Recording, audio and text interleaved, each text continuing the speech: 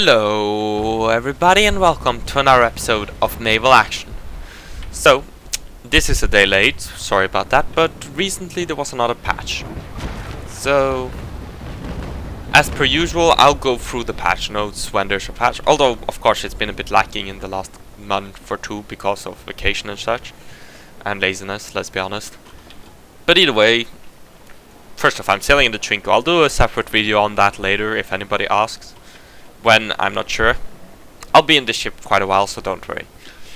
But either way, we'll talk about the patch notes now.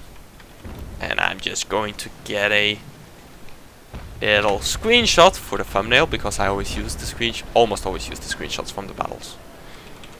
But either way, yeah, the patch notes. So the latest patch is patch 9.64. 12th of February it got released, so I'm a day late if everything goes as planned. Sorry about that. So let's begin with what's new. New account XP system. The old system had a lot of problems and confusion. It did not give enough flexibility and it created a huge burden of work for the dev team. With the tornado of tickets, new system is elegant and solves the majority of player problems and questions, letting us focus on development more. So let's go on to the rules of the system. Rank, craft level and labor hours are synchronized on Steam account. Learned blueprints, however, are not. So say you get a Connie blueprint on one server, you won't have that Connie blueprint on another. However, if you're level 40 crafting on one server, you'll be level 40 crafting on another. And if you have 100 labor hours left on one server, you'll have 100 labor hours on all the others as well. Next, Steam account sync is independent of the player name, so that means you can have characters with different names on different servers. You can have different nations on different servers. You can have different names on different servers, like I said. So if you want another character on another server, you can delete your character and create a new one. So one nation on one server you can be, say, Dutch with the name Dank Memes. Don't do that, please. Don't do such names, please. And another, you could say, have a name, be American and call yourself George Washington, for example. So you can now, of course, if you can't do it, you can't have multiple characters on one server. But this system also allows you to change your nation on one server. However, you'll still lose all your gold and equipment and such, but you'll keep your crafting level and experience, unlike previously, which that wasn't a possibility. Next up, new small battles and large battles timers. So those were the battles in the mission tabs, not the missions themselves, but the battles, you know, the PvP battle. Small and large battles have received battle and exit timers. This will allow players to exit the battle if both sides do not want to wait until the end.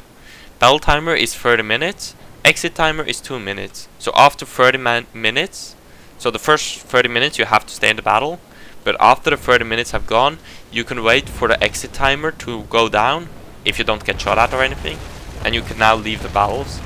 Since there was an issue with the small and large battles where there were people who, in like basic cutters and such, who would just, if they were on the losing side, they'd just sail away until the end of the match. And I think we can all agree that's not fun for gameplay. So it's a nice thing that they did what they did. Hopefully it will reduce the amount of annoyed people by the people who spent their time running away. Next up, there's some other fixes. And some of these fixes I'm very happy about. Let's repair. Port battles with no damage bug fixed. That was an annoying bug because the Danish almost had Aves, but because of that bug they didn't get it. That's annoying.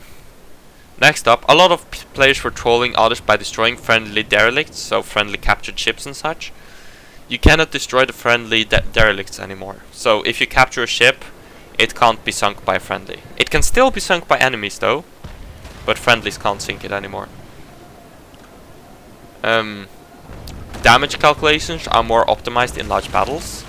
So that hopefully, although it wasn't too often that it happened, but that means less cannon lag and such, or lag in general, I think, in the battles, which is good news. Battle exit logic is improved and several bug fixes.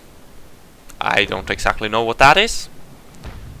Ship no longer disappears when sank enemy exits the battle. I'm not entirely sure what that is either, but apparently it was a bug, so it's good to have those fixed. And next up, mission rewards fixed. Missions now give fixed 5,000 gold no matter your rank, which the dev says is good for new players, and well, let's be honest, experienced players have a lot of places for getting money, one of them being more damage done due to the larger ships in the missions. So I don't think that's a problem for more higher level players. Fourth rates and higher vessel repair prices increased by 50%. It's a welcome, I think it's a welcome change in my opinion, but opinions may vary. Assault flag prices upper price level increased, so assault flags are now more expensive in general, which again in my opinion isn't a bad thing. Compass wood supply tuned, so I'm not entirely sure what that means, but oh well. Next up, carriages production levels decreased, and since I've played on the patch, it's decreased by 1. So before medium carriages would provide you 3 carriages, now it only provides 2. Small carriages would before produce 4, now they only produce 3, and large carriages will produce 1 now instead of 2.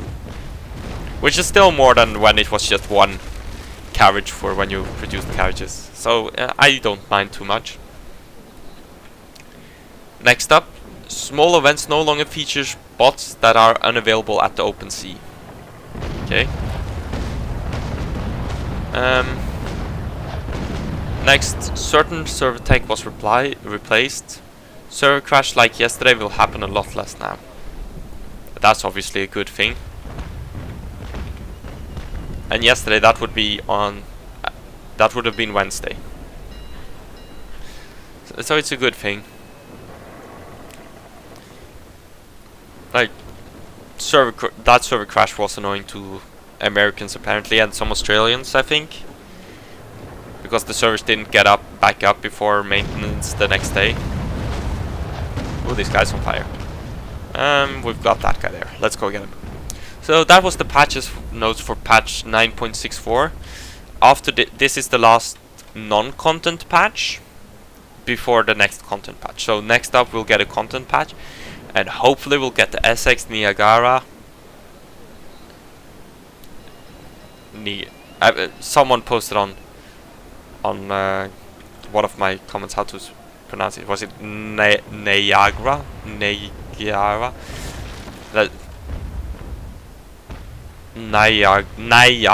Niagara? Something like that. Sorry, I can't pronounce for shit.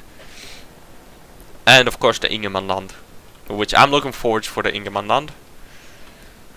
But either way, so that this has been a quick summary of patch 9.64. Hopefully in the next one will be a proper content patch with those ships. And thank you for watching, and I'll see you next time. Bye.